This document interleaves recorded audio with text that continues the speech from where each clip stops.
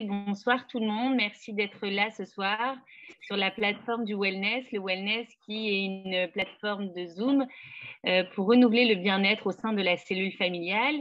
Et ce soir, nous avons la chance et l'honneur d'avoir Rivka Soudry. Bonsoir Rivka. Bonsoir. Alors Rivka, qui est assez connue aujourd'hui, qui est coach parental, pas seulement, qui est conférencière, qui est formatrice également et qui écrit des ateliers pour les mamans. Et ce soir, Rivka va nous parler sur comment rimer donc l'autorité avec la bienveillance. C'est pas facile comme sujet, mais je suis sûre que tu as les compétences bien élevées pour nous partager des outils et des clés en main. Merci Rivka d'être là. Écoute, avec l'aide d'Hachem, je vais essayer de vous partager tout ce que je peux vous partager sur une petite heure de temps. Alors, il faut que tu me permettes de partager mon écran pour que je puisse démarrer, puisque je vous ai préparé une petite présentation. Et en attendant, je dis bonsoir à tout le monde. Bonsoir à celles que je connais. Alors, il y a des pseudos, donc je ne connais pas forcément tout le monde. Bonsoir à Dvora, Ornella. Et les autres, c'est peut-être des personnes que je connais. Il y a du monde qui va arriver. Je vais prendre le temps d'introduire. 9 heures pile. Il y en a qui ont un peu de mal à arriver pile à l'heure, mais ils arrivent. Voilà. Alors, c'est bon pour l'écran? Ah bah oui, ça fonctionne. C'est parfait. Alors, 2 secondes que je me mette sur la bonne page. Alors, évidemment, vous allez pouvoir poser vos questions. Donc ça, c'est chouette.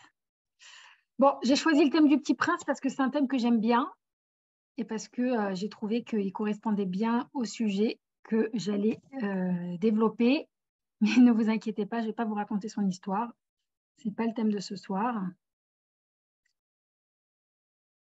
Voilà. Donc, je disais, Yardena, tu te charges de prendre les questions. On verra à la fin si j'ai le temps de les regarder. Sinon, c'est toi qui me feras un petit débrief. Parfait, pas de souci. Quand ils sont arrivés. Ok, très bien.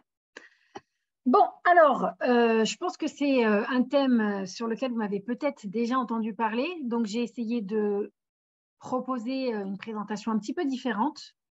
Mais c'est un thème un peu de prédilection pour moi parce que il n'est pas périmé du tout. Mais alors, pas du tout. C'est-à-dire que plus ça avance, plus je me rends compte que c'est un vrai thème qui est vraiment, vraiment nécessaire. Ah, pardon. Couper le WhatsApp. Ça, c'est indispensable. Donc, hop. Voilà qui est fait. Je disais donc que l'autorité et la bienveillance, savoir les équilibrer, savoir jongler avec, savoir ne pas choisir entre les deux, les utiliser tous les deux, c'est pas forcément acquis pour tout le monde. Et j'ai envie de dire même pour les personnes qui ont pas mal d'informations, je veux dire même pour moi, parce que je vais vous expliquer pourquoi c'est un petit peu compliqué. En tout cas, déjà, je vais partir sur la constatation. Donc, je vois autour de moi, que ce soit sur des postes de parents, donc aujourd'hui, avec les réseaux sociaux, il y a une libre expression de, j'ai envie de dire, un peu tout le monde. Et d'un côté, tant mieux. D'un autre côté, bon, il y a du bon, il y a du mauvais dans tout. Mais on se rend compte quand même des différents questionnements que les parents ont. Ça permet d'en prendre conscience. Les parents me contactent et je me rends compte qu'en fait, ce sujet n'est pas périmé du tout. Il continue à revenir et à revenir et à revenir sur la table. Pas plus tard qu'il y a quelques jours, j'ai reçu un couple qui était, on va dire, en conflit par rapport à l'éducation de leur enfant. Et en gros, c'était soit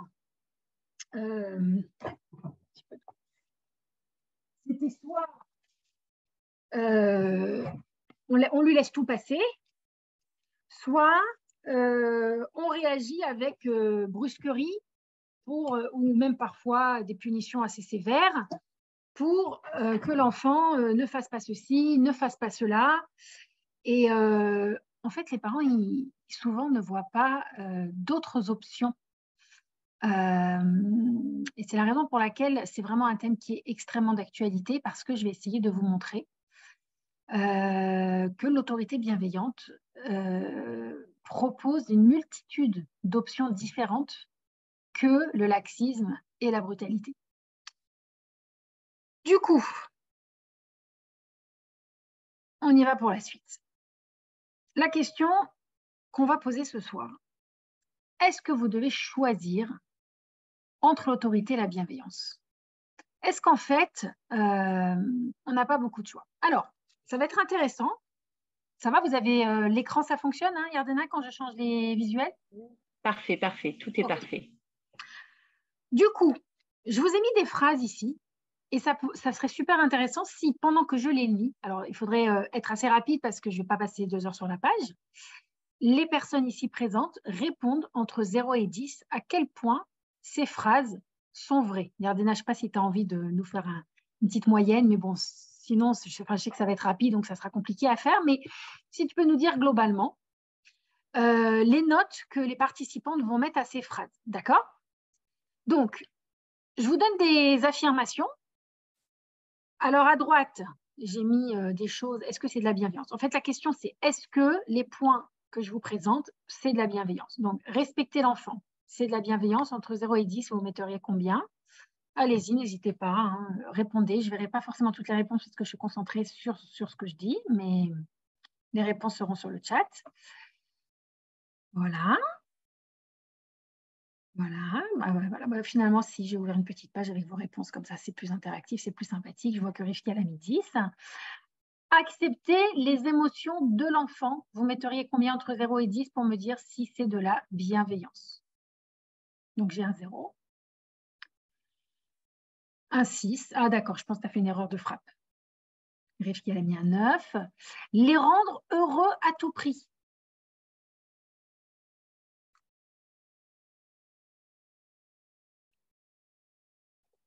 Ok, j'ai un 5. À nouveau un 5. Merci de participer. Les aider lorsqu'ils ont un problème. Réfléchir. Hein. Est-ce que ça fait partie de la bienveillance ou pas forcément? Est-ce que c'est... Alors, j'ai un 6, un 10. Ok, on va aller sur des phrases un peu plus ambiguës, je vais dire. Toujours dire les choses gentiment. Ça donne quoi cette fois-ci? 9, 0. Ok. Ne pas se mettre en colère.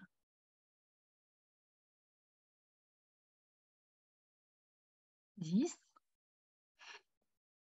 6, 5. Ok. Alors maintenant, je vais passer sur le côté de droite. On va parler d'autorité. Combien vous metteriez à ces affirmations? Poser un cadre est indispensable.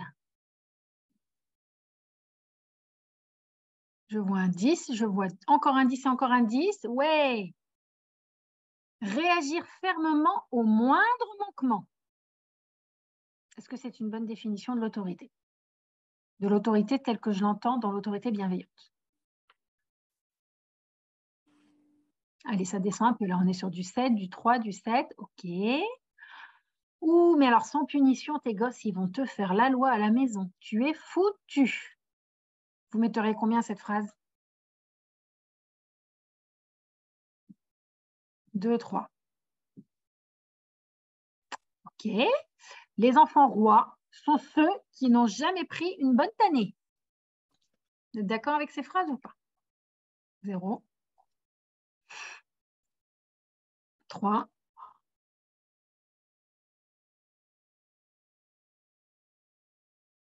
OK. Merci de la participation. Et enfin, en cas de crise, les envoyer se calmer dans leur chambre, c'est la solution. Combien vous mettez?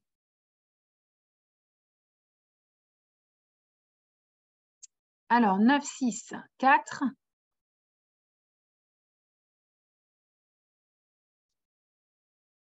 Et 3. OK. Alors, merci à toutes celles qui ont participé. Je ne donne pas les réponses tout de suite. On va d'abord réfléchir sur ce que nous avons à dire sur l'autorité bienveillante. Alors,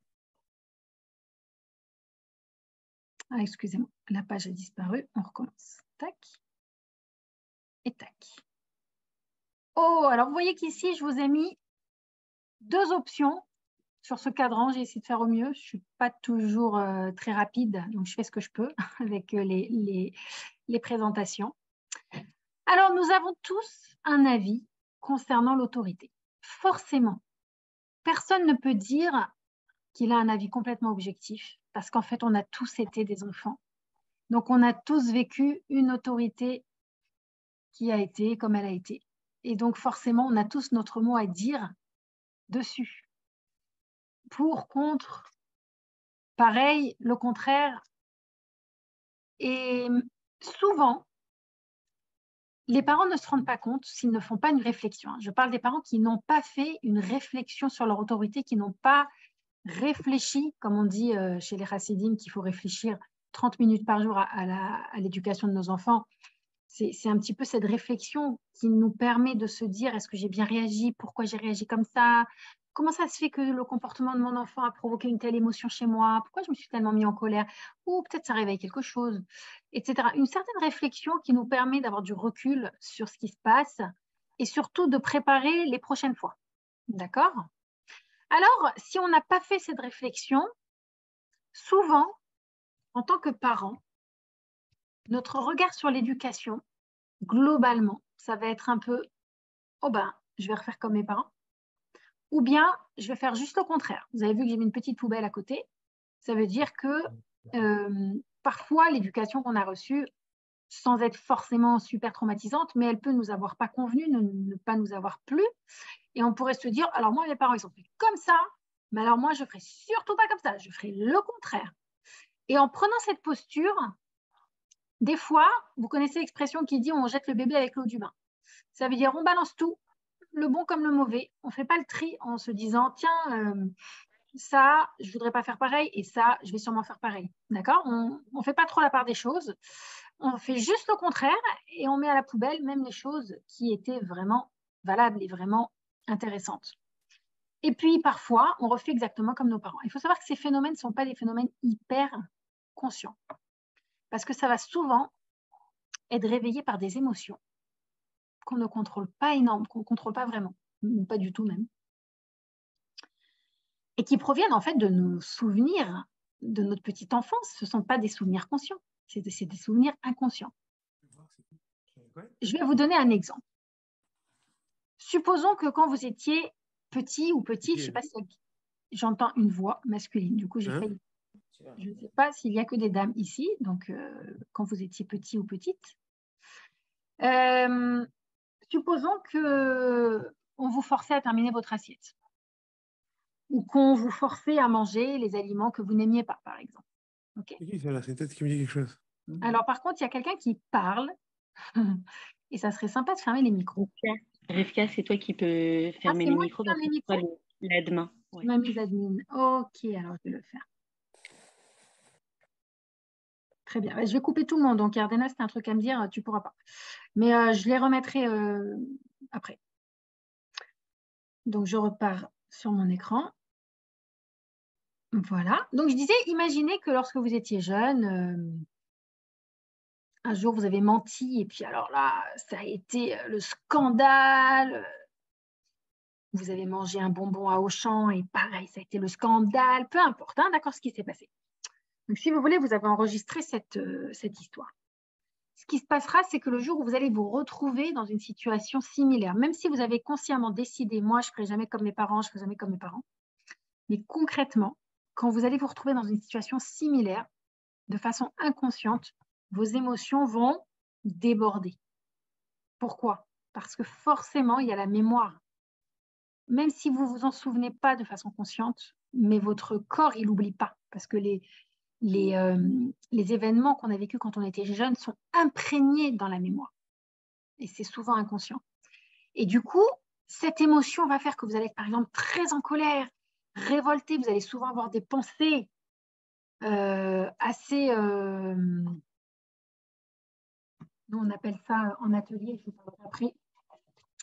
des ateliers que j'anime. Et en atelier, on utilise ces petites lunettes. Ça tombe bien, elles n'étaient pas loin. Voilà.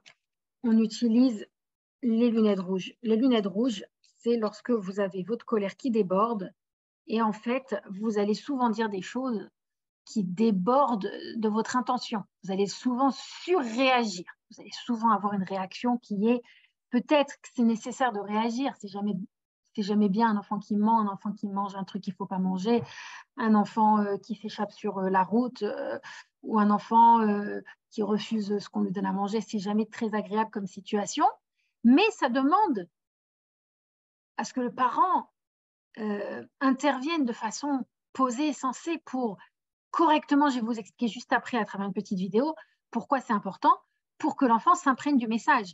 Or, si on est en lunettes rouges, ce qui se passe, c'est que nos propres émotions nous débordent et j'ai envie même de dire que nos propres intellects se déconnectent. Et à ce moment-là, on va avoir des réactions un peu disproportionnées. Comment mon enfant, il fait ceci, il fait cela, mais ça ne peut pas être mon enfant qui fait un truc pareil. Peu importe la façon dont on va réagir, mais il faut savoir qu'on a chacun nos propres lunettes rouges. Et on ne déborde pas tous pour les mêmes situations. Il y a des situations qui font déborder l'un et pas du tout d'autres parents. Et c'est souvent attaché au passé. Alors pourquoi je disais ça? C'est pour simplement expliquer que qu'on ait pris une décision de ne pas reproduire ou qu'on ait voulu d'AFCA reproduire, peu importe, sachez qu'il y aura toujours des phénomènes inconscients qui nous feront déborder, mais on peut les travailler. C'est-à-dire qu'il suffit juste de faire une prise de conscience d'où vient cette émotion. Et en fait, ce qui se passe, c'est que on a tendance soit à refaire pareil, soit à faire le contraire. C'est-à-dire, oh, moi, mes parents ne me donnaient pas d'argent de poche, moi, je donnerais plein d'argent de poche à mes enfants. Et puis, du coup, vous leur refusez rien du tout. Et vous oubliez que ce n'est pas parce que vous n'avez pas aimé la façon dont ça s'est passé pour vous que vous devez aller à l'opposé et parfois un opposé qui n'est pas forcément bon pour les enfants. Ou bien, mes parents étaient trop durs avec moi, moi, je vais être très cool. Eh ben, mes enfants vont être mes copains. Ouais, à un moment donné, ça peut être négatif pour l'enfant. Donc, il faut faire attention parce que sans une réflexion, on a tendance à n'avoir que deux choix. Faire pareil, faire le contraire. Mais on dit que ça reste toujours la même carte. C'est comme si vous avez un petit jeu de cartes, vous voyez, et vous sortez une carte. Puis quand on vous dit non, non, cette carte, elle n'est pas bonne. Ah, ok, d'accord, vous la prenez, vous la retournez. Et on vous dit, ben non, c'est pas bon non plus. Alors hop, vous la retournez. Mais vous avez oublié qu'il y a un jeu de cartes entier dans lequel vous avez du choix. Vous avez la possibilité de choisir carrément une autre carte. Et là, vous n'arrêtez pas de reprendre la même, de la mettre pile, face, pile, face.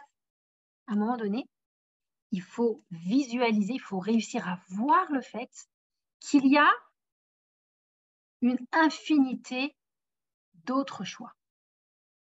Et c'est sur ça que j'aimerais essayer ce soir de vous éclairer, sur cette infinité d'autres choix. Et là même, exactement le même phénomène se retrouve dans les parents qui cherchent à trouver les solutions par rapport aux problèmes de leurs enfants.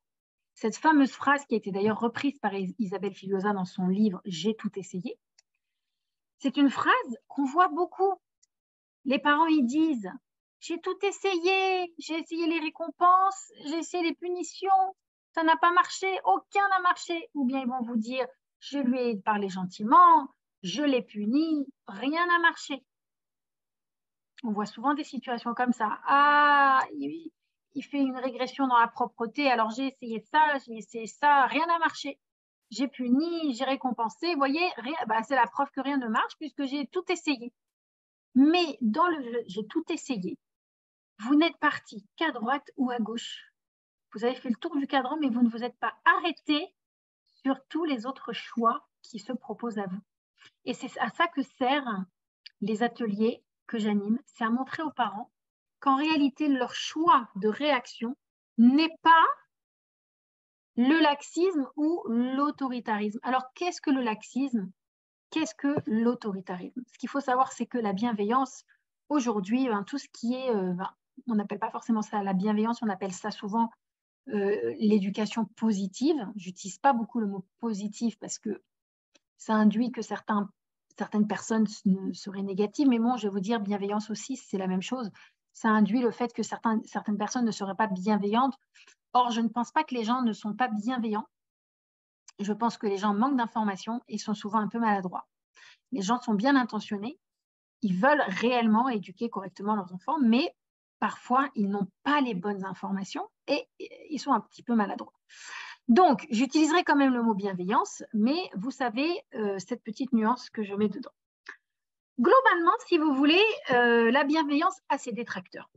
Pourquoi? Eh bien, forcément, on va dire le côté positif de la bienveillance, c'est que l'enfant, on le respecte, on respecte ses émotions, on respecte ses choix, mais en même temps, souvent, les gens ne se rendent pas compte qu'ils mélangent bienveillance et laxisme. Et dans le laxisme, il y a le fait de, par exemple, ne jamais se fâcher, ne jamais forcer un enfant à faire quelque chose, toujours le convaincre, lui expliquer, le raisonner. Et puis en fait, ça va donner parfois des parents qui vont constamment négocier, constamment expliquer. Et à nouveau, ce n'est pas parce qu'ils sont bienveillants ou pas bienveillants, c'est souvent parce qu'ils n'ont pas compris ce mécanisme. Que l'enfant, si vous négociez, il négociera encore et encore. Et les parents, ils essayent trop de raisonner les enfants et de leur expliquer, de les convaincre du bien fondé des règles. Mais en réalité, c'est tout simplement ne pas tenir compte de la maturité d'un enfant. Qu'un enfant n'est pas suffisamment raisonnable, n'est pas suffisamment mature pour pouvoir être raisonnable et s'auto-frustrer. C'est tout simple. C'est aux parents de poser le cadre. Alors évidemment, je suis pour la bienveillance, mais le problème, c'est quoi? C'est qu'on en a souvent une fausse définition. On pense que c'est ne jamais se fâcher, c'est être gentil à l'extrême. La bienveillance n'est pas de la gentillesse. Et j'ai même envie de vous dire que ce n'est pas le fait de ne jamais se mettre en colère. Je vais juste reprendre des phrases que j'ai mises là-haut. Et je vais vous dire celles avec lesquelles je ne suis pas d'accord. Donc, dans la bienveillance, il y a effectivement le fait de respecter l'enfant, d'accepter ses émotions, mais pas de le rendre heureux à tout prix. Parce que je ne peux pas avoir d'objectif pour quelqu'un d'autre. Évidemment, un parent cherche à rendre heureux son enfant, mais pour qu'un enfant soit heureux, il est obligé d'apprendre à être frustré. Et pour être frustré, il y a un petit peu de souffrance. Et quand on est un parent bienveillant, on ne passe pas à côté de ça. On ne va pas provoquer la souffrance, mais lorsqu'elle est là, on va laisser l'enfant le vivre en acceptant que je ne peux pas être responsable que mon enfant soit heureux tout le temps. D'accord? Les aider lorsqu'ils ont un problème, oui et non. Parce que si on les aide trop, on ne les aide plus. Donc souvent, il faut les laisser un peu se dépatouiller pour justement favoriser l'estime de soi. Donc c'est nuancé, d'accord? Toujours dire les choses gentiment, ce n'est pas de la bienveillance. C'est une fausse compréhension de la bienveillance. Ne pas se mettre en colère, non plus. Un parent, il a le droit de se mettre en colère. Mais avec une nuance. Quand et comment? Il y a plusieurs types de colère. Tout ça, ce sont des sujets que je développe en petite enfance et même après, je vous présenterai mes ateliers. Tous ces sujets-là sont développés dans les coachings que je propose. Donc, les différents types de colère, il y a un type de colère dans lequel il ne faut pas parler. Ça ne veut pas dire qu'on ne se met pas en colère. Ça veut dire simplement qu'on attend de retrouver un cerveau qui peut être logique, qui peut raisonner, qui peut réfléchir. Parce qu'il y a une certaine colère qui nous fait disjoncter. Et là, le cerveau supérieur, il n'est pas là pour nous donner les bons conseils. Donc, vous voyez, tout ça n'est pas forcément de la bienveillance. Et pareil, pour l'autorité, poser un cadre est indispensable, 100%. Réagir fermement au moindre manquement, non. On doit choisir nos batailles. Il y a certaines situations qu'on va laisser couler parce que simplement, on ne peut pas travailler sur tout en même temps. Sans punition, ils vont faire la loi. Vous pensez bien que je ne suis pas d'accord avec ça, puisque j'encourage les parents à créer une relation de confiance extrêmement forte avec leurs enfants et à utiliser la conséquence et non pas la punition. Les enfants rois sont ceux qui n'ont jamais pris une bonne tannée. Je ne suis pas d'accord. J'ai ma propre définition de l'enfant roi. Vous pouvez la trouver sur ma page Instagram. Les enfants rois, c'est des enfants à qui on a appris que quand ils tapent du pied très fort, ils obtiennent. Et en général, c'est des enfants qui n'obtiennent que lorsqu'ils tapent des pieds très forts. Et souvent, on les ignore, on les ignore, on les ignore. Et puis, quand ils font beaucoup de bruit, on s'en occupe. Donc, je pense personnellement que les enfants rois ont appris à être enfants rois. Et ça n'a rien à voir avec le fait de recevoir une bonne tannée. C'est plutôt une réflexion qu'il faut avoir sur le modèle parental. Et quand on trouve la faille, en général, on arrive à réparer ce genre de situation. En cas de crise, les envoyer se calmer dans leur chambre, là, je mets 0. Parce qu'en fait, l'enfant en crise, c'est un enfant qui a un pétage de plomb du cerveau et il a besoin que le parent l'aide à s'apaiser. Donc, absolument pas. Voilà pour ces fameuses petites phrases. On va faire une petite définition quand même de ce que c'est l'autorité bienveillante, hein, puisque c'est quand même de ça qu'on parle ce soir. Alors, je reviens sur ce tableau.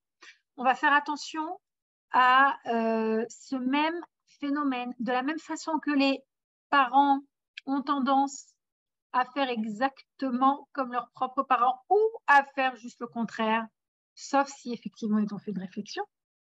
Et souvent, on ignore le fait qu'entre ces deux, entre le pour et le contre, il y a des nuances. Les choses ne sont pas blanches ou noires. Elles peuvent être grises, elles peuvent être roses, elles peuvent être bordeaux, elles peuvent être violettes. D'accord? Eh bien, c'est la même chose. Au niveau des réactions que l'on va avoir face au comportement de nos enfants lorsqu'on veut éduquer nos enfants, on n'est pas obligé de choisir entre les deux extrêmes qui sont soit le laxisme, soit l'autoritarisme. Et je vois souvent les parents qui disent « Ah ben, je l'ai récompensé, je lui ai donné, je lui ai promis des gommettes, des machins, ça ne marche pas. Alors j'ai puni, ça ne marche pas. Donc rien ne marche. » Mais vous avez tenté deux extrêmes. Et entre les deux, il y a une infinité d'autres choix. Moi, je me situe effectivement ni à droite, ni à gauche, mais plutôt là où il y a une infinité d'autres choix. Alors, on y va. On va découvrir un petit peu ce qu'est l'autorité bienveillante. Voici la bonne nouvelle. Vous n'avez pas besoin de choisir. Vous n'avez pas besoin de choisir entre être un parent autoritaire ou être un parent bienveillant. Vous pouvez tout simplement être un parent qui fait l'autorité bienveillante, parce que même dans l'autorité, vous pouvez rester constamment bienveillant. Alors l'autorité, je vous ai mis, ce n'est pas de la brutalité. L'autorité, c'est de la sécurité. L'enfant ne peut pas fixer lui-même ses propres règles pour la simple raison qu'il ne peut pas s'auto-frustrer. Il n'a pas la maturité pour ça. Il n'est pas capable de mettre son propre cadre. Il a besoin du parent pour ça. C'est la raison pour laquelle le parent est le garant du cadre. Le cadre, ça sécurise. Le cadre, ça donne de la liberté. Ben oui, le cadre n'est pas là que pour interdire. Le cadre vous donne de la liberté. Mais il suffit de regarder un exemple tout bête. Si demain tous les feux de route cessaient de fonctionner, on aurait beaucoup de mal à rouler. Alors les feux sont là. Ils nous bloquent, ils nous empêchent de rouler parce qu'ils nous mettent au rouge et ils nous font patienter 1 minute et demie le temps que ça repasse au vert. Mais s'il n'y en avait pas, on n'aurait pas de liberté. C'est parce qu'il y a des interdits qu'il y a de la liberté que l'on peut effectivement, lorsque c'est vert, tracer sa route et aller vite et aller là où on a besoin d'aller. Donc, le cadre doit apporter aussi de la liberté. C'est très important. Et on pense souvent que le cadre, ce ne sont que des interdits. Non. D'ailleurs, s'il y a des enseignants qui nous suivent ici, j'invite les enseignants, lorsqu'ils posent le cadre dans leur classe, non pas à passer un temps fou à dire ceci est interdit, cela est interdit, ceci est interdit, cela est interdit, mais à poser aussi des espaces de liberté. Vous avez le droit de faire tel comportement à tel moment et à tel endroit, uniquement. Vous avez donné de la liberté et pas que de l'interdit. D'accord ? Et là, effectivement, l'autorité, ça permet à l'enfant d'apprivoiser la frustration, qui est quelque chose de difficile. J'ai envie de dire, c'est quasiment un deuil pour l'enfant, de prendre conscience que finalement, toutes ces grandes belles choses qu'il veut tout de suite, eh bien non, c'est quand même pas possible de tout avoir toujours tout de suite. C'est difficile d'avaler la pilule, mais c'est notre rôle de parent de les habituer, de leur apprendre, de les entraîner à la frustration. Et puis, donc je disais, l'autorité n'est pas de la brutalité. L'autorité, ce n'est pas la loi du plus fort. Ce n'est pas de la soumission. Ce n'est pas des règles pour que l'enfant se soumette, mais ce sont des règles pour que l'enfant puisse se développer correctement. Souvent, l'autorité, ça touche à la sécurité. La plupart des règles sont des règles de sécurité. Ça va être des règles donc, qui évitent le danger. Ça va être des règles qui évitent également le danger spirituel. Donc, toutes les règles qui sont liées à la Torah, à la religion, sont là pour préserver l'intégrité spirituelle de nos enfants. Et ça va être aussi des règles sociales, des règles de politesse, des règles d'apprentissage de vie en société.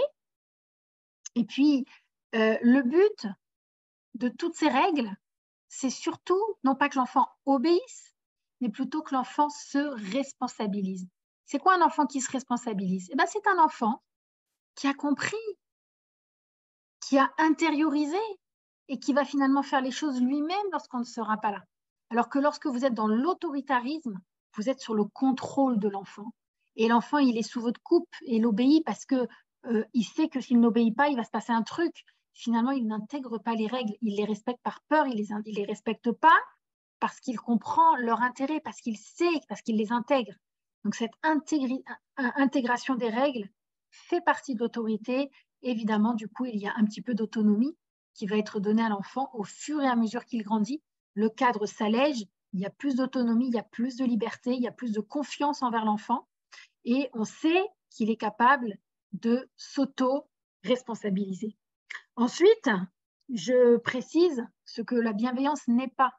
La bienveillance n'est pas une relation horizontale. Une relation horizontale, c'est une relation dans laquelle il n'y a pas d'hiérarchie. C'est pas ça la bienveillance. Okay ? Dans la bienveillance, le parent il garde son statut de parent. Les enfants restent des enfants. Et effectivement, le parent, il pose les règles, c'est l'autorité, mais il garde une posture qui n'est pas contre l'enfant, qui est à côté, qui va passer par l'empathie, par le fait d'accepter les émotions, de nommer les besoins. L'enfant se sent constamment accepté dans ce qu'il est, dans sa totalité. Alors évidemment, ça se travaille.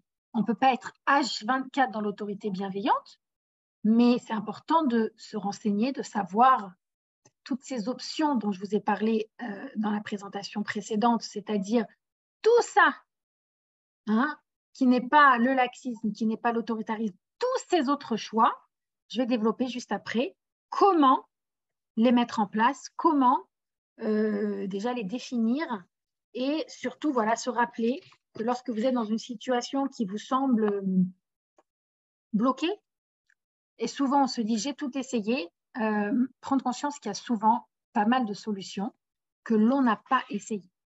D'accord? Alors,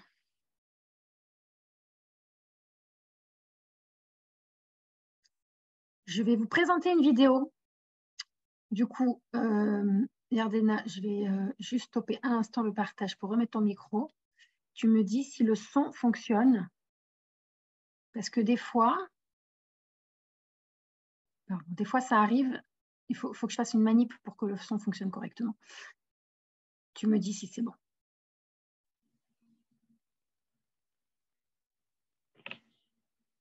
Tu entends là? Non, on n'entend pas encore.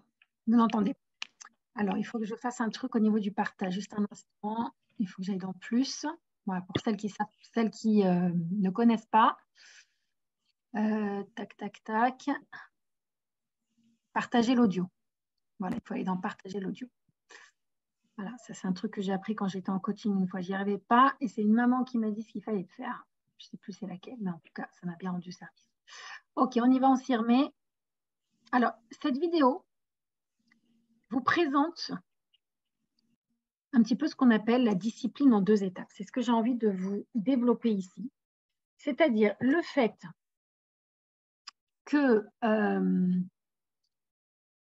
on n'a pas besoin de se précipiter quand on fait de l'apprentissage avec l'enfant. Il faut prendre conscience de l'état dans lequel nous sommes, nous, en tant que parents, et de l'état dans lequel l'enfant est. Juste avant de vous passer la vidéo, pardonnez-moi, j'avais noté un truc que j'ai oublié de vous dire, donc je vais vous la passer juste après cette vidéo. Je vais revenir sur cette notion d'autorité bienveillante qui n'est ni du laxisme ni de l'autoritarisme. J'ai envie d'utiliser un petit exemple qui vient de la Chassidoute qui a été donné dans une sira du Rabbi pour comprendre comment faire rimer autorité avec bienveillance, c'est prendre plusieurs clés et les équilibrer. D'accord? L'exemple que je vais vous donner, c'est l'exemple de l'enseignant le fait qu'il existe deux types d'enseignants. Le Rabbi développe dans une sira, il me semble que c'est l'Echlecha. Voilà, s'il y a des profs ici, vous allez voir dans quel type d'enseignant vous vous retrouvez. Vous avez un enseignant, on va l'appeler Chesed. C'est l'enseignant qui donne tout. Il donne énormément d'informations à ses élèves, c'est-à-dire qu'il va leur donner beaucoup de culture générale, beaucoup d'informations, beaucoup. Il est nourri d'informations, énormément. Si vous vous mettez à la place des élèves, je suis sûre que vous avez déjà compris le plus et le moins de ce type d'enseignement. Alors, le plus, c'est que c'est génial, l'élève, il entend un tas d'informations, il va apprendre plein de choses. Maintenant, on sait qu'il y a une faille. C'est que parfois, l'élève n'est pas capable de tout absorber. Et puis surtout, quand on reçoit, on n'apprend pas à créer. On n'apprend pas à présenter. On n'apprend pas à s'approprier les notions pour les retransmettre à sa façon. Donc ça, c'est le premier enseignant. Le deuxième enseignant, c'est celui qu'on va appeler Gvura. Celui-là, il retient l'information. Pas du tout. Je ne vais pas te donner d'informations. Je ne suis pas là pour ça. Je suis là pour t'apprendre à réfléchir. Donc, il pose des questions. Il pose des équations. Il pose des problématiques. Et il demande à l'élève de comprendre, de trouver, tout seul. Ah, l'élève, il se casse la tête. Il cherche. C'est comme un mastermind. Il cherche. Ah, il finit par trouver. Puis le prof, il va le tirer vers le haut. Il va le pousser dans ses retranchements. Oui, c'est bien, mais regarde. Il y a un truc que tu n'as pas vu là. Et l'élève, il va repartir, chercher, essayer de comprendre, il va se casser la tête et tout. Il va faire des raisonnements. Et le prof, il tire vers le haut. Alors, qu'est-ce qui est bon dans cette méthode? Évidemment, ce qui est bon, c'est qu'il lui apprend à réfléchir, il lui apprend à puiser dans ses ressources, il développe son potentiel. Il y a des avantages, bien sûr, mais il y a une faille. C'est quoi la faille? C'est que finalement, l'élève ne reçoit qu'en fonction de sa capacité à se dépatouiller. Et si un jour il bloque, il n'est pas capable, il n'y arrive pas, etc., il va rater des informations parce que le prof ne donne rien gratos, ne donne rien gratuitement. Donc l'élève, en fait, il y a des informations qu'il n'aura pas puisqu'il n'a pas réussi à développer ses capacités suffisamment pour les atteindre. Alors que le premier, il donne. Alors certes, une partie part à la poubelle parce que l'élève, vous savez, c'est rentré, c'est sorti, il n'a pas eu le temps de les attraper. Mais au moins, il reçoit plus d'informations que le deuxième. Le deuxième, il y a tellement de retenue que finalement, il ne reçoit qu'une goutte, que ce qu'il est capable lui-même de découvrir. Et puis le reste, il n'y arrive pas. Et c'est là que le rabbi nous parle d'un troisième enseignant. Le troisième enseignant, c'est celui qu'on rêve tous d'avoir. C'est celui, il ne donne pas trop vite, pose des questions, il suscite la curiosité, il éveille les compétences, il pose des questions qui font que l'élève, il va commencer à développer son cerveau, il va commencer à réfléchir et à se casser la tête. Et quand il sent que l'élève bloque et qu'il ne peut pas aller plus haut, il donne. Il donne gratuitement. Il dit, bon, allez, je t'ai bien fait bosser, maintenant, tac, cadeau. D'accord? Et ce troisième enseignant, c'est lui qui va le plus combler, nourrir cet enfant et lui permettre de développer ses capacités, de devenir le meilleur. Pourquoi? Parce qu'il connaît la juste dose entre ce que je donne, ce que je retiens. Alors vous allez me dire, oh là là, pas facile d'être un enseignant comme ça. C'est vrai. Mais c'est ça que les parents, c'est ça qu'on attend des parents et c'est ça en tout cas que j'enseigne aux parents à faire. C'est-à-dire, on est dans Chesed et dans Gvura. On donne, on retient. Il y a du lien et du contact. En fait, on est plus dans Tiferet. On est constamment dans le relationnel et on pose aussi l'autorité, on pose les interdits. On montre à l'enfant que ça et pas autrement. Mais tout cela se fait avec bienveillance. Donc, j'avais trouvé ce machal de l'enseignant tout à fait approprié, même si quand le rabbi en a parlé, il s'agissait de faire une comparaison entre les générations de Bereshit, Noach et Lech Lecha. Mais j'avais trouvé que c'était bien dans le sujet. D'accord? Alors du coup, une notion du cerveau très importante que l'on va suivre ensemble et que je vous propose, pendant que vous suivez cette notion, de prendre votre main et de la mettre comme l'animatrice. Et éventuellement, je ferai des petites pauses pour vous expliquer. La main va représenter le cerveau. Si je me tourne comme ça, je peux presque imaginer que la main, elle a la même forme que mon cerveau. D'accord? Là, ça descend légèrement. Là, vous avez la colonne vertébrale. Là, vous avez le crâne. Là, vous avez le front qui est là et qui recouvre le reste du cerveau. D'accord? Alors, je vous invite à regarder cette petite vidéo et à voir un petit peu de quelle façon la discipline sera efficace. Ça passe le son, Yardena? Fais-moi un signe de tête. T'as entendu la musique? Oui, super. Oui, top, c'est parti. Bonjour, je vais vous faire la démonstration du cerveau de Daniel Siegel. Daniel Siegel est un neuropsychiatre américain qui a modélisé le cerveau dans la main. Il utilise l'avant-bras comme étant la colonne vertébrale, et puis quand on rabat le pouce sur la paume de la main, c'est ce qu'il appelle le tronc cérébral ou le cerveau moyen, et c'est le siège, la partie limbique du cerveau, le siège des émotions et des réactions en cas de stress, soit l'attaque, l'immobilisation, la fuite. C'est la partie qui régule aussi toutes les fonctions automatiques comme la respiration, la digestion et toutes les émotions. Quand on rabat les doigts sur le cerveau, la partie devant étant le front, c'est ce qu'on appelle le cortex. Le cortex, c'est la partie du cerveau qui permet de raisonner, de penser, de décider. Et la partie sur les ongles, c'est ce qu'on appelle le cortex préfrontal. Le cortex préfrontal est le siège des fonctions supérieures du cerveau. Le cortex préfrontal permet la régulation des émotions, permet la moralité, la prise de décision, l'organisation, la logique. C'est vraiment toutes les parties qui sont très importante au niveau de l'intelligence du cerveau et de la prise de décision. Lorsqu'on est en colère, ce qui se passe dans le cerveau, c'est ça. On est déconnecté.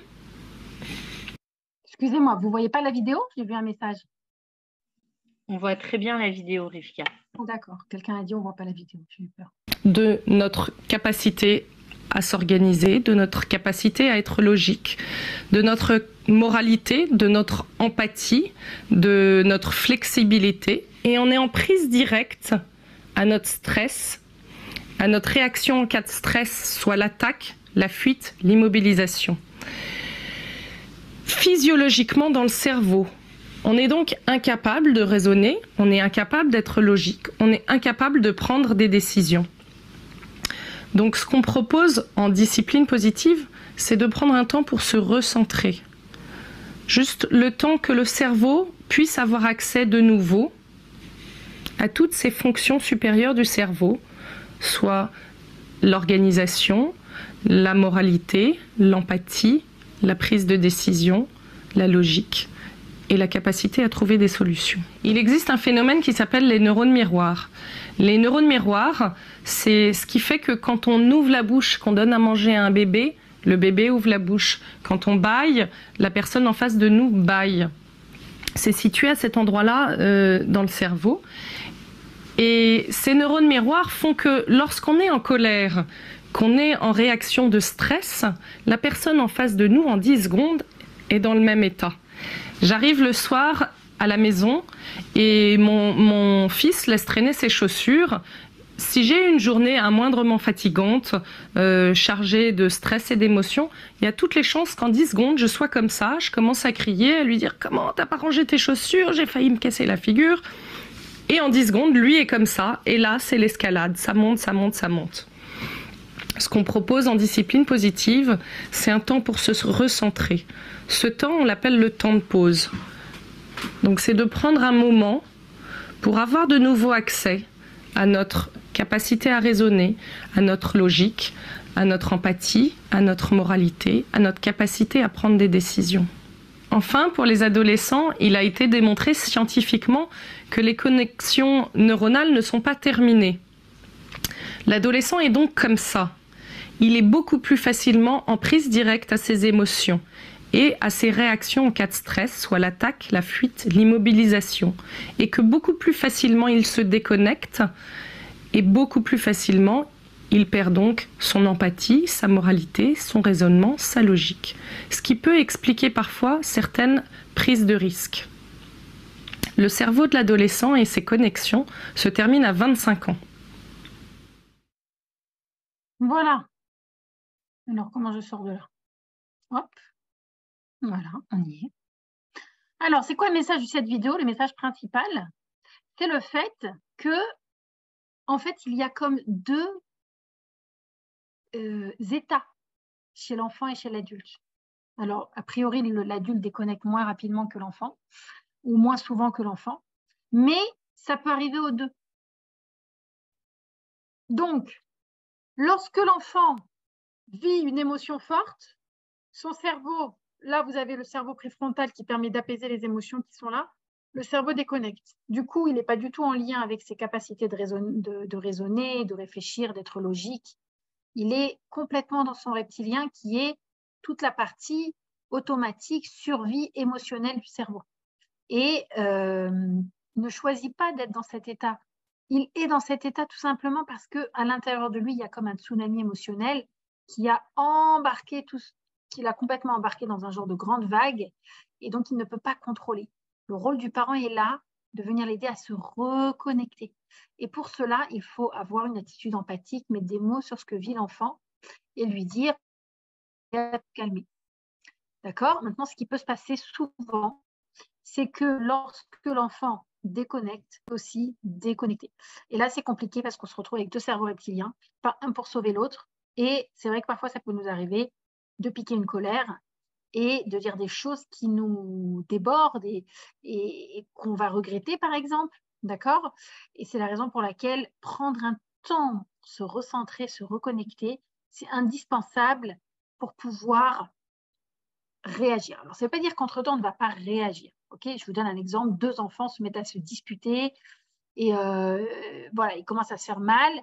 Donc, les enfants, ils sont les deux comme ça. On va dire les enfants sont là. Le parent arrive. Le parent arrive, s'il les voit et que ça le met très en colère parce qu'il leur a répété 15 fois qu'il ne fallait pas se disputer, et le parent, il est comme ça, et qui se met à hurler, vous n'avez pas fini de vous bagarrer, tous les deux, c'est insupportable, puis qui commence à dire, quand vous serez grand, vous serez ceci, cela, peu importe ce qu'on pourrait dire dans ces situations. Donc, en fait, on est dans une situation où l'enfant ne peut rien apprendre. Lui, il a le cerveau déconnecté, le parent, il a le cerveau déconnecté. Une discipline en deux étapes. C'est lorsque le parent réagit, les enfants sont déconnectés, ben, le parent va intervenir, peut-être le parent va aussi déconnecter, mais il ne va pas faire de leçon de morale. Il va simplement dire, séparez-vous tous les deux. Toi ici, toi là. Voilà. Vous allez m'expliquer ce qui se passe, mais avant de parler, j'aimerais d'abord que tout le monde prenne un temps pour se reconnecter, ou pour respirer, ou pour se recentrer. Vous utilisez les mots que vous voulez. D'accord? Et là, le parent aussi, il va prendre un temps pour se calmer. Parce que quand on est comme ça, il ne faut pas chercher à régler les conflits. Quand on est comme ça, on stoppe le danger. On met un frein au comportement interdit. Ou bien, si par exemple, c'est un enfant qui pique une crise, et nous, ça nous agace, on est aussi comme ça, on va aller prendre un temps de respiration. On va aller respirer un coup avant de revenir pour dire quelque chose, d'accord? Et la deuxième étape, c'est lorsque les cerveaux retrouvent un certain calme. Et là, vous allez voir comment d'un coup, on va trouver plein de solutions. On va être vraiment super capable de résoudre beaucoup de problèmes. Donc, je reviens sur cette présentation. On y va. Je vais vous donner quelques secrets de l'autorité bienveillante. Je ne pourrais pas tous vous les donner parce qu'effectivement, une conférence d'1 heure ne peut pas remplacer un coaching qui dure environ une vingtaine d'heures. Hein, parce que quand vous vous inscrivez à un programme avec moi, en général, ce sont des programmes qui durent 10 séances. Et chaque séance, elle dure 2 heures. Si c'est un programme petite enfance, adolescence, vous avez environ 3 à 4 heures sur l'accueil de l'émotion et sur l'accueil de l'émotion de l'enfant, mais aussi de l'adulte, parce que l'auto-empathie, c'est indispensable pour pouvoir être empathique pour nos enfants. On va avoir sur le cadre environ 4 heures, donc on prend vraiment le temps d'apprendre, de décortiquer, de faire des mises en pratique, etc. Le cadre et la punition. Et l'estime de soi, on y consacre environ, pareil, 2, 3, 4 séances selon les âges. Il y a des âges sur lesquels on va beaucoup plus miser sur l'estime de soi parce que ce sont des âges fondamentaux pour l'estime de soi, comme par exemple les 0-6 ans. Et on passera du temps sur les compliments, les critiques et toutes ces choses-là. Alors, on y va pour les secrets de l'autorité bienveillante. Donc, ce que je disais, c'est que je vais vous donner juste quelques petites choses qui sont indispensables. Alors, tout d'abord, être un phare. Être un phare, c'est le fait de se rappeler qu'en fait, on est celui qui sécurise notre enfant. Vous voyez, un phare, c'est quoi? Un bateau, il s'éloigne du rivage. Et puis, il décide de revenir. Mais la mer est immense, comment je vais revenir? Eh bien, il y a ce fameux phare qui éclaire et qui vient lui dire, c'est par là, c'est par là. Le rôle du parent, c'est un petit peu de montrer à l'enfant que même s'il s'éloigne un petit peu, dès qu'il veut revenir, il n'y a pas de souci. Alors, on ne va pas l'empêcher de s'éloigner parce que, enfin, ça dépend à quel âge, évidemment, parce que ça fait partie de son expérience. Mais en même temps, on est toujours là pour le rassurer, pour lui répondre au téléphone, pour le sécuriser, etc. Alors, vous êtes sa base de sécurité. C'est très important. L'enfant, il n'en a pas d'autres à part ses parents.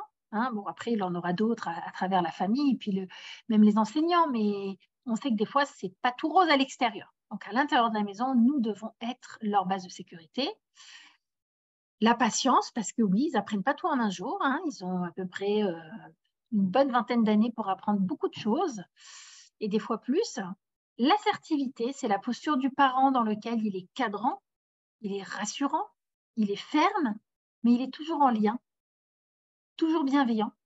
Enfin, toujours. On n'est pas... voilà, on est des êtres humains.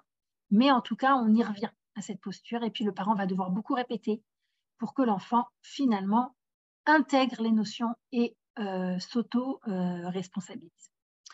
Alors après, je vous ai mis, il est programmé pour grandir. Vous voyez cette fleur? Eh bien, cette fleur, elle pousse comment? Il faut lui donner de l'eau, du soleil, et elle se débrouille, elle grandit dans tous les cas. Vous savez, nos enfants aussi ils grandissent, ils finissent forcément par grandir. On ne va pas tirer sur la plante pour qu'elle grandisse plus vite. Il faut leur laisser le temps. À chaque âge, c'est challenge. À 2 ans, on a souvent le challenge des petites crises ou des grosses crises d'ailleurs. Et puis à 5 ans, vous avez d'autres challenges. Et puis, je ne vous parle pas des challenges de 10 ans ou de 12 ans ou de 15 ans ou de 20 ans. Donc, des fois, il faut juste respirer un grand coup et se dire, ce sont des challenges qui sont tout à fait liés à l'âge de mon enfant. Il n'y a rien d'inquiétant. Ce n'est pas parce qu'il n'y a rien d'inquiétant qu'on va laisser faire. Il y a des solutions, il faut les mettre en place. D'accord ? Par exemple, un enfant, tout allait bien, il était propre, et puis maintenant, depuis qu'il rentre au GAN, là, on fait la rentrée en ce moment, il se mouille. Tiens, que faire? Alors, c'est pas nécessaire, ni de ne rien faire, d'être laxiste, ni de punir et d'être autoritariste. On n'a pas besoin d'être dans ces extrêmes. On va parler avec l'enfant, on va lui dire, on va se dire peut-être que les toilettes de l'école lui font peur, on va amener l'enfant aux toilettes, on va lui montrer les toilettes, on va lui proposer de faire, et puis on va lui en reparler à la maison. Il y a plein d'autres solutions à part les solutions qui sont un petit peu extrêmes des fois. Alors, viser loin. Il y a des objectifs à long terme, il y a des objectifs à court terme. À court terme, qu'est-ce qu'on veut? On veut qu'un enfant, il sache, par exemple, à court terme, 2 enfants se disputent, mais on veut qu'ils s'arrêtent, tout simplement. Un enfant pique sa crise pour qu'on achète des pizzas et on a décidé qu'on n'en achèterait pas, on veut qu'il se calme. Ça, c'est le court terme. Le long terme, c'est quoi? À long terme, ce que j'ai envie, c'est que cet enfant, il apprenne que des fois, on a envie des choses et puis on ne peut pas les avoir. Et ce n'est pas la fin du monde. Et puis les pizzas, ça ne sera peut-être pas aujourd'hui, mais ça sera peut-être la semaine prochaine. Et puis, on a envie que les enfants, ils apprennent à gérer leurs conflits. Ce n'est pas parce que ton frère, il rentre dans ta chambre sans taper que tu as le droit de lui défoncer la tête. Ce n'est pas parce que je ne sais pas, il t'a déchiré ton dessin, que tu as le droit de le blesser. C'est sûr que non, il y a d'autres façons de gérer. Et ça, on veut que nos enfants l'apprennent. Ça, c'est le long terme. Le problème, c'est quoi? C'est que si vous surréagissez sur le court terme, votre objectif à long terme ne sera pas... Bon, allez, viens. Pourquoi tu décales? Voilà. Les gens ne se rendent pas toujours compte qu'il y a du son chez eux. Enfin, qu'ils n'ont pas coupé leur micro. Si vous mettez toute votre énergie sur l'objectif à court terme, en fait, ce qui va se passer, c'est que l'objectif à long terme, vous passez à côté. Hein. Il y a souvent des parents, en cas de crise, ils réagissent, ils se fâchent, ils disent des choses très haut, très fort, et puis quand la crise est passée, ils ne disent plus rien. Ils se disent, bon, puisque c'est passé, c'est passé. Mais en réalité, c'est tout le contraire. Au moment de la crise, notre rôle à court terme, c'est de sécuriser l'environnement. Si on veut investir sur le long terme, il faut reprendre la situation au calme et trouver des façons de la gérer différemment. Donc, par exemple, ça consisterait à, une fois que les enfants se sont calmés, discuter avec eux en leur demandant qu'est-ce qui s'est passé dans cette dispute. Tu étais vraiment en colère, hein. Donc l'empathie, c'est toujours la base, même quand on est dans l'autorité, bien sûr. Hein. On ne choisit pas entre les deux, je le rappelle. Tu étais vraiment en colère, là. Qu'est-ce qui s'est passé? Comment ça se fait que vous vous êtes rentrés dedans comme ça? Oui, parce qu'il me contredit, il répète après moi, il me pique mes affaires, il déchire mon dessin, il rentre dans ma chambre, peu importe ce que disent les enfants. Ah, ok, donc c'est pour ça, je vois que tu as été vraiment en colère. Puis du coup, quand tu es en colère, tu penses que c'est ça la solution? Et là, vous l'amenez vers votre cadre. Vous commencez toujours par vous connecter à l'enfant et ensuite, vous l'amenez vers un cadre, vers des règles, vers des solutions, etc. Donc, viser loin, c'est vraiment le fait de savoir mettre aussi pas tous ses œufs dans le panier du court terme, mais en mettre plein dans le panier du long terme. Hein. Et voici nos bonnes racines. L'attachement sécure lui permettra d'étendre ses branches au loin. Un enfant a besoin d'être bien enraciné. Et ça, c'est ce qu'on appelle l'amour inconditionnel. Un enfant, il doit savoir qu'il est aimé, quoi qu'il dise, quoi qu'il fasse. Quand vous le critiquez, ce n'est jamais lui que vous critiquez. C'est pas lui qui est insupportable, c'est pas lui qui est souillon, qui s'est pas rangé, qui n'est pas organisé. Non. On va même aller sur tu as besoin d'apprendre à mieux t'organiser. Tu as mangé, tu as laissé la vaisselle sur la table. On va décrire des comportements. On ne va jamais décrire des personnes. Parce qu'en réalité, l'enfant, même quand son comportement ne convient pas, dans son intégrité, dans son entité, il reste attaché, il reste aimé inconditionnellement. Et ce message, il faut le faire passer régulièrement. D'accord? Donc ça, c'était l'idée des racines. Et enfin, j'aimerais vous dire une chose par rapport à votre évolution. Toute personne dans sa vie, elle progresse. Cette progression ne concerne pas uniquement la posture de l'autorité bienveillante. Elle concerne toutes les progressions que vous ferez dans votre vie. D'accord? On commence toujours, voilà, je me mets en bas, désolé, il y a des petits textes qui sortent, j'ai pas fait ça, il faut que je fasse des petites modifs encore. Dans toute situation, vous commencez toujours par être ce qu'on appelle incompétent. Ici. J'essaie de comprendre pourquoi. On voit c'est pas grave, je sais pas. Normalement, j'ai le plein écran. Je pense que c'est parce que je suis sortie, je suis revenue. Je pense que c'est pour ça. Ok, peu importe. Donc, je disais que dans toute progression que vous cherchez à faire, vous commencez d'abord par ne pas savoir quel est l'objectif, où je dois aller, quel est le changement que je dois opérer. D'accord? Donc, la première étape, c'est ce qu'on appelle II, c'est incompétent, inconscient. C'est-à-dire, vous n'avez pas conscience que vous ne faites pas correctement. On ne parle pas forcément de l'éducation, on parle en général dans la vie, quand on a un changement à faire dans notre vie. OK? Alors, par exemple, moi, j'ai mis un exemple, un parent, par exemple, qui va m'appeler en me disant oh, « je ne sais pas quoi faire avec mon enfant, il n'écoute rien ». Donc, souvent, c'est un parent qui n'a pas du tout conscience que cet enfant, il a des besoins qui ne sont pas remplis, que le parent n'a pas forcément la bonne posture, il ne sait pas l'écouter, ne sait pas le valoriser, par exemple, ou peut-être cet enfant, il vient d'avoir un petit frère, donc il est en grande souffrance parce qu'il a l'impression qu'il n'est pas très aimé, qu'il y a un problème, pourquoi et tout, qu'est-ce qui se passe? Comment se fait-il qu'il y ait un petit rival qui rentre dans la maison? Peu importe, d'accord? Donc là, on est dans une posture où le parent, il n'a pas conscience des choses. Et puis, du coup, il va venir, il va suivre un atelier, il va venir en rendez-vous, on va travailler, on va parler, on va décortiquer la situation. Et puis, d'un coup, le parent va faire « Ah, mais oui, j'ai compris ce qui se passe avec moi. Oh là là. » Et là, il va devenir incompétent, conscient. Pourquoi? Tout simplement parce qu'il a compris que ce qu'il fait n'est pas top, mais il n'a pas encore changé de façon de faire. Donc, incompétent, conscient. Déjà, j'ai conscience, vous ne vous rendez pas compte, c'est une étape énorme déjà de prendre conscience qu'en fait, les réactions que j'ai avec mon enfant, ça ne devrait pas être ça. Et du coup, le parent se pose la question, moi j'aimerais bien changer ma posture, mais en fait, comment faire? C'est pas facile. Puis du coup, on fait des mises en pratique, on travaille, et tout ça, on s'exerce et tout. Voilà. Et le parent devient compétent, conscient. C'est-à-dire que maintenant, j'ai compris. Et je vais faire correctement. Et à ce moment-là, ça va être drôle parce que ça va sonner un peu faux. Des fois, vos enfants vont vous dire t'arrêtes de parler comme Rivka, s'il te plaît. Ou bien moi, mes enfants m'ont dit t'arrêtes de parler comme dans les livres là que tu lis. OK? Donc, puis il y a des enfants qui ont dit à leur mère, et ça, c'est une histoire vraie, c'est pas inventé, je peux vous le dire. Oh, ils sont quand même bien tes cours sur l'éducation. Quand ils ont vu que la mère, elle était un peu plus patiente, machin et tout. Oh, ils sont bien tes cours sur l'éducation. Donc là, vous êtes compétent conscient. Ça veut dire, vous avez presque l'impression de lire dans un livre les phrases que vous devez dire à vos enfants.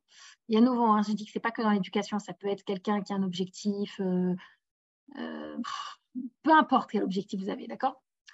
Et enfin, la dernière étape, c'est le compétent inconscient. Le compétent inconscient,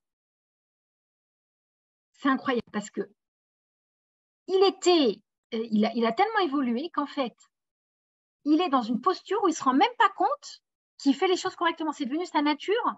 Et en fait, il le fait tellement naturellement, j'ai envie de vous dire, ça m'arrive souvent, de ne pas, quand je cherche, par exemple, en coaching, à donner des exemples, en fait, je n'arrive pas à donner des exemples. Les exemples qui me sortent, ça va être toujours des exemples. Attendez, j'ai perdu ma présentation. Ça va être des exemples compétents.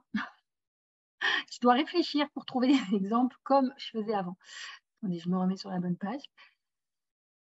On était là. Et non, on était là. Excusez-moi.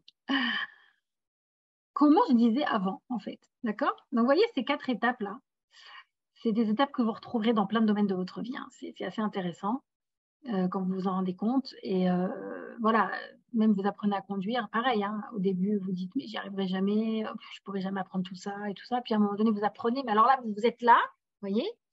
Là, je suis à la 3e étape, mais alors vous faites les choses. Alors, il m'a dit de passer la première. Ah oui, il faut passer la première. Attends, après, il faut. La deuxième, elle est où, en fait? Vous voyez, vous réfléchissez à ce que vous faites bien, mais tout le temps dans la réflexion.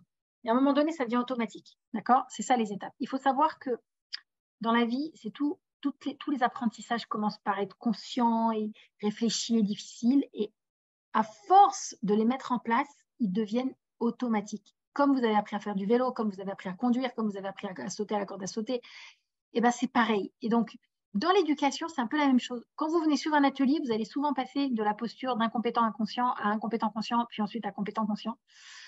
Et à ce niveau-là, j'ai marqué, il y a des régressions qui vont être possibles. Vous allez passer par des phases un peu d'euphorie en vous disant « Oh là là, c'est trop génial, j'ai changé et tout ». Puis il y aura des petites phases où vous allez être super frustré en vous disant « Je suis retombée dans mon ancienne façon de faire ». C'est normal.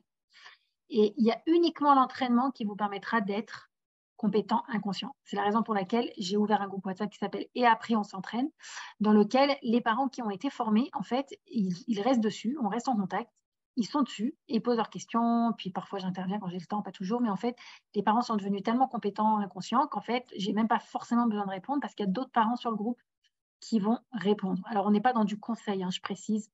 C'est pas une question de conseil, c'est une question d'ouvrir. Vous voyez, exactement comme je vous ai mis le schéma ici. Je vous le remets parce qu'il est parlant. Ce schéma-là, hop, pas celui-là, celui-là. Le but du groupe, c'est d'en fait inviter le parent à visualiser les choix qu'il n'a pas vus. Parce qu'en fait, quand c'est nos enfants et notre histoire, même le parent le plus expérimenté, parfois, ne voit pas. Je ne vous cache pas que moi-même, quand j'ai des soucis, je consulte. Quand j'ai des soucis avec mes propres enfants. Parce qu'on a beau savoir plein de choses, enfin, je parle de tout le monde, savoir plein de choses, mais on n'a pas une vision très objective quand il s'agit de nous et de nos enfants. Il y a beaucoup d'émotionnels qui rentrent en jeu et des fois, faire appel à une aide extérieure, ben, pourquoi pas? On a la chance d'avoir tellement de choses et je précise, j'en profite pour dire à Yardena, tu as beaucoup de mérite d'avoir réuni dans un groupe énormément de professionnels qui peuvent apporter énormément de choses et j'ai envie de dire, il ne faut pas s'en priver. C'est le cadeau de notre génération, il ne faut pas s'en priver. Ça nous permet d'être mieux, ça nous permet voilà, d'être plus serein, de régler les problèmes, de ne pas grandir avec, de ne pas les accumuler, les amener avec nous dans l'âge adulte. Donc, je pense que c'est des bonnes choses. Et voilà. Du coup, pour conclure cette petite démonstration, je vous fais découvrir un petit peu ce que je fais, ce qui vous donnera des ailes pour avancer. Donc, mon travail avec les parents d'abord. Donc, avec les parents, je propose plusieurs types d'ateliers. Je propose des ateliers petite enfance. Les ateliers petite enfance se passent sur 10 séances. Parfois, on rajoute une 11e de révision. Ah ouais, c'est chargé, mais en fait, il faut prendre le temps de bien répondre à toutes les questions et de bien traiter tous les thèmes. 0-6 ans.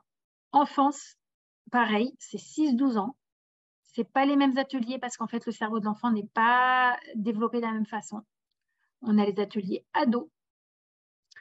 On a les ateliers rivalité frères et sœurs et harcèlement scolaire. Donc, le groupe rivalité, il est un peu plus court parce qu'en général, je le propose aux parents qui sont déjà formés.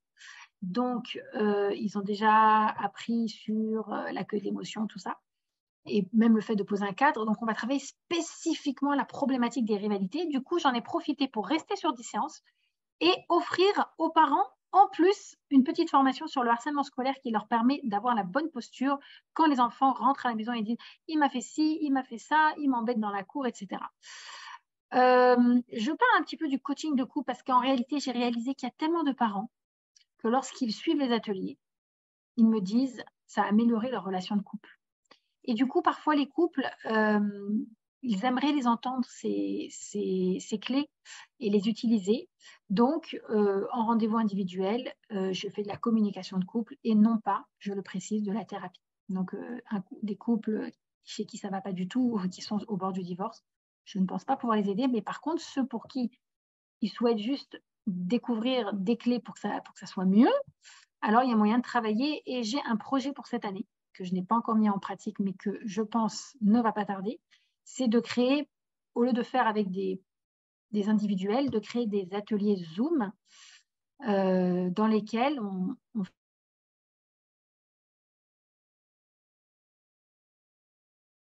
voilà, comme ça, et c'est pas entre nous, mais c'est chaque, et qui permettrait d'exercer les clés de communication. Et voilà, je propose aussi des rendez-vous pour les parents. Au niveau des enseignants, qu'est-ce qu'elle a ma connexion Internet ? Au niveau des enseignants, j'espère que vous m'entendez toujours. J'ai les ateliers petite enfance que j'anime dans les crèches et dans les GAN. J'ai 4 programmes et en plus de ces programmes-là, je fais également de l'analyse de la pratique, ce qui consiste à aider les enseignants, avec les professionnels, avec les problématiques qu'ils rencontrent au jour le jour. On peut les décortiquer, trouver des solutions. Parfois, on observe directement la section pour voir comment ça se passe et pour apporter des solutions. Au niveau du primaire, on a 3 programmes, celui qui porte sur les émotions, le cadre et l'estime de soi et la motivation. Il y a les programmes collège-lycée, voilà, à peu près les mêmes thèmes. On peut aussi travailler la rivalité et l'agressivité à l'école et le harcèlement scolaire. Alors voilà, je suis formée avec Marie Cartier sur ces thèmes-là. Et voilà, donc c'était pour vous présenter un petit peu ce que je fais. Les personnes qui souhaitent prendre contact avec moi, n'hésitez pas, vous demandez à Yardena, ou bien on peut mettre mon numéro de téléphone sur le groupe. Et voilà, soit pour participer à un atelier, soit pour travailler une problématique en particulier. Voilà, et bien du coup, merci de votre écoute. Pour terminer. Merci à toi, Rika. Merci à toi, c'était fantastique. J'espère que ça vous a plu. Ça nous a emporté là, dans une ambiance, surtout en début d'année. On avait vraiment besoin de ça. On va demander aux personnes si elles ont des questions, elles peuvent nous les envoyer dans le chat. Et en attendant, j'avais une petite question à te poser. D'abord, merci infiniment pour toutes ces clés en main.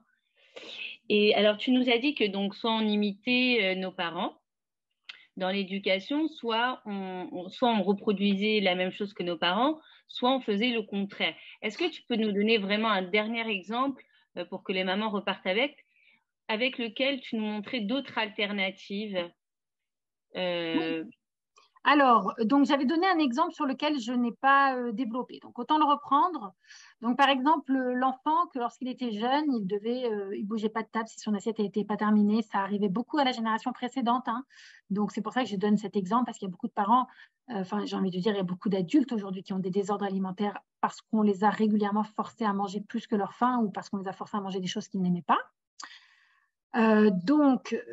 Lorsque ça va arriver que notre propre enfant, devant son assiette, refuse de manger, il est possible qu'à l'intérieur de vous naisse une émotion qui est en fait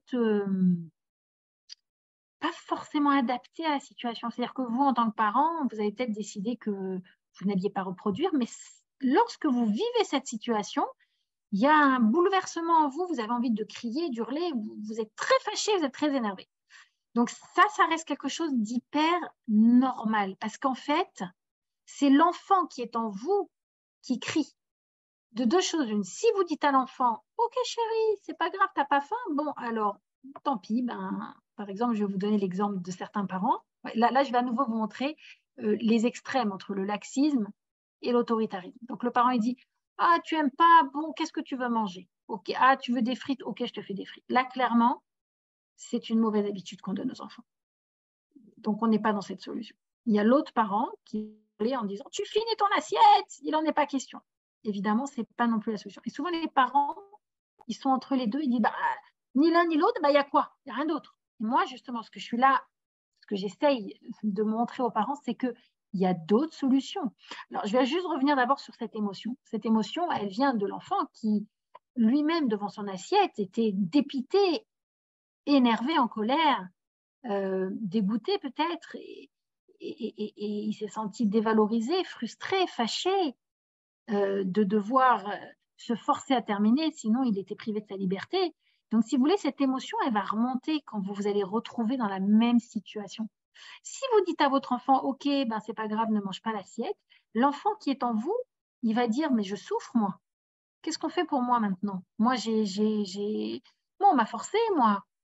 D'accord ? Donc, si vous voulez, comme le rôle premier du cerveau, il est de nous éviter de souffrir. C'est ça le rôle premier du cerveau.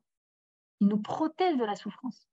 Donc, il va même aller jusqu'à inventer des choses pour vous protéger de la souffrance. Donc, qu'est-ce qu'il va vous dire, votre cerveau ? Non, mais tes parents, ils avaient raison de te forcer. Allô, c'est quoi ça ? T'as cru que c'est les gosses qui décidaient ? Non, mais oh, ça suffit là d'être laxiste et de laisser les enfants être des petits rois. Tu manges ton assiette et c'est tout. Pourquoi vous allez réagir comme ça ?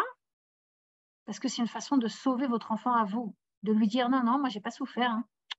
Mes parents, ils ont fait ce qu'il fallait. Et la preuve que j'ai pas souffert, c'est que je refais pareil avec mon enfant. C'est un phénomène inconscient dont parle Isabelle Fillosa qui est très intéressant. Et en fait, si vous reproduisez, c'est une façon de vous dire je ne souffre pas. Et si vous faites le contraire, c'est une façon de souffrir. Pourquoi ? Parce que votre cerveau, il mélange les deux histoires. Alors, quelle est la solution ? Déjà, la première des solutions, c'est de se dire mon histoire, c'est mon histoire. Et son histoire, c'est son histoire. Il faut réussir à faire des cases dans votre cerveau et de vous dire maintenant, je suis un parent qui gère une situation avec mon enfant. Je ne suis pas en train de soigner mon enfant. Ça, c'est autre chose. Si j'ai besoin de le soigner, je le ferai par ailleurs. Pas avec mon enfant. Je le ferai avec mon mari, avec ma meilleure amie, avec ma sœur ou avec ma thérapeute. Pas besoin de le faire avec mon enfant. Mon enfant, ce n'est pas mon psy. Ça demande déjà de prendre conscience du phénomène. D'accord ? Je sais pas, moi, j'ai déjà reçu des parents qui me disent j'ai reçu une éducation très dure, mes parents m'ont dévalorisé, nanana.